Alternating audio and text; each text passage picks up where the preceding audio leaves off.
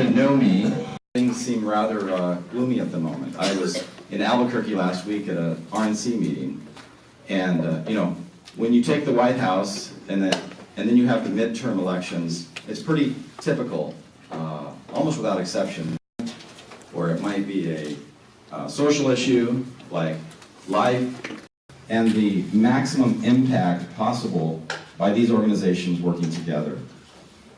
Now, Richard made the rules pretty clear before I came up, and for me not to speak in a partisan way,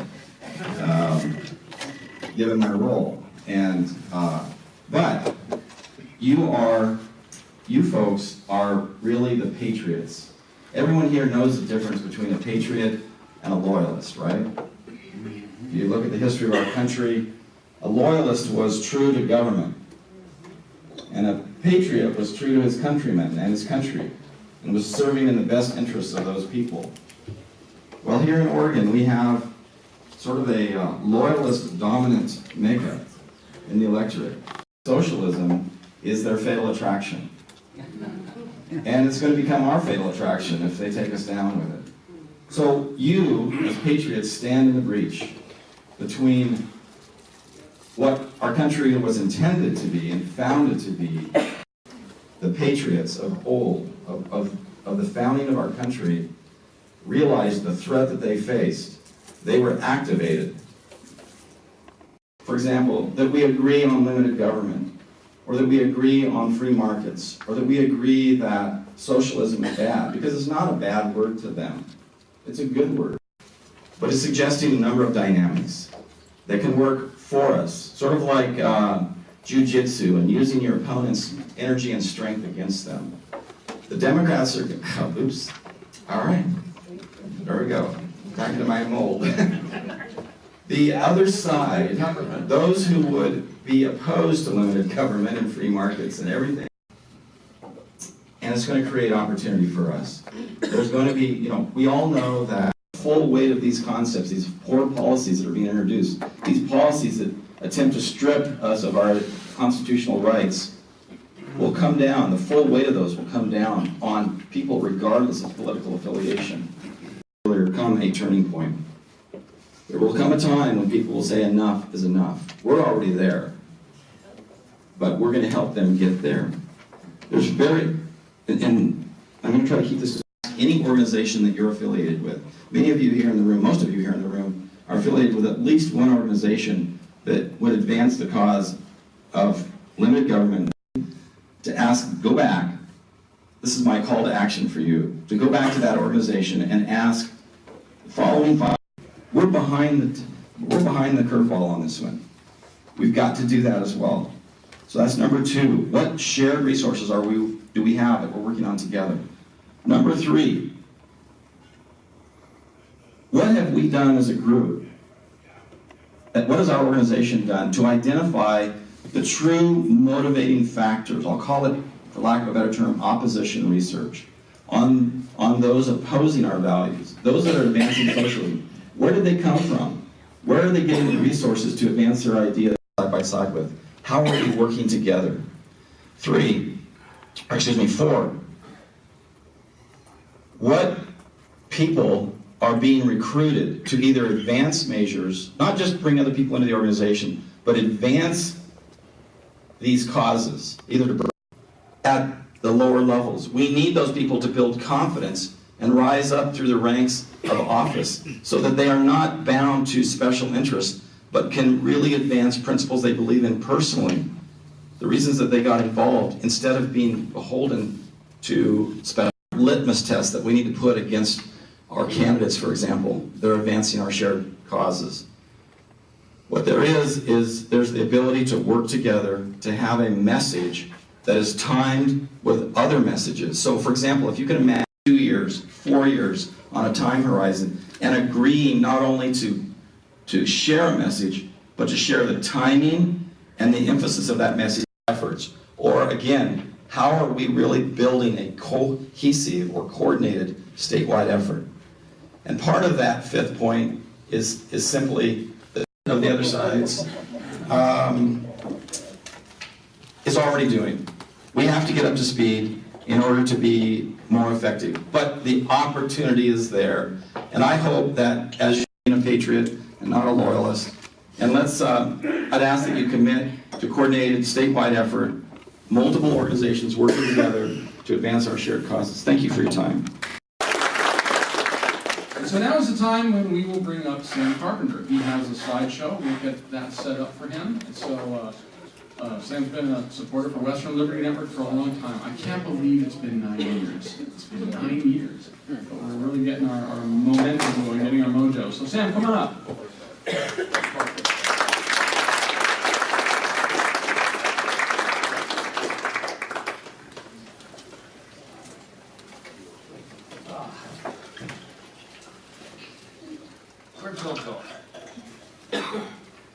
It's not easy to not be partisan right now. I get it.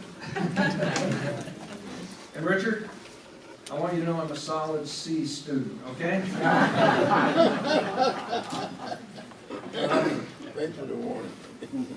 I'll get this timer going. Hey, give me 5-minute signal, will you? Somebody? I get 15. Hey, I want to point out my beautiful Kentucky wife over here, Diana.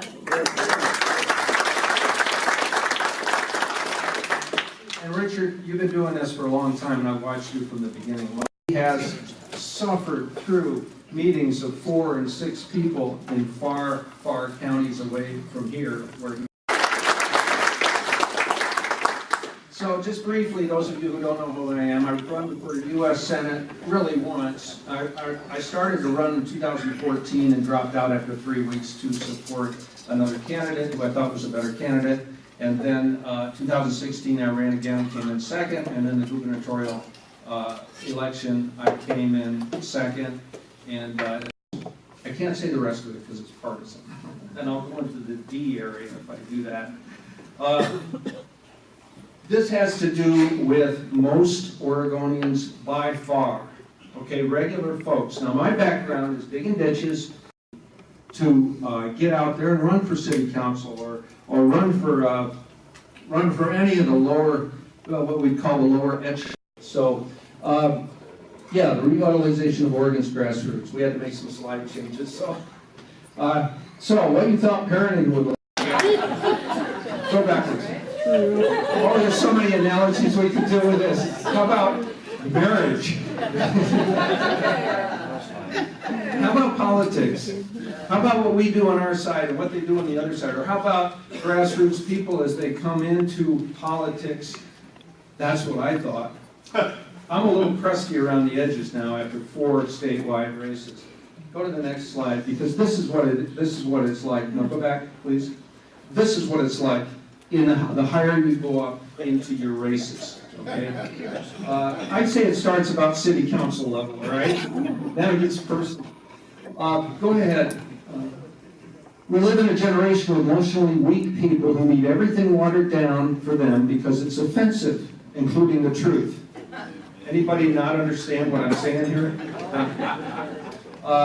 And so that's what we've got going for us. Most of our grassroots people. And Ty, our military people, Bruce, Keith Syme, where's Keith? There you are. Retired military, Marine Colonel, you two need to connect.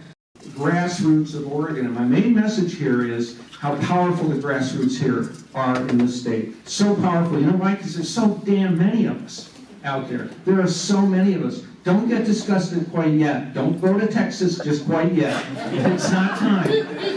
Every day, we need an electoral college, we need the state of Jefferson, and the hell with it here. And one thing, Richard, evidence is of the number of people in this room right now, because I've never seen anything like this.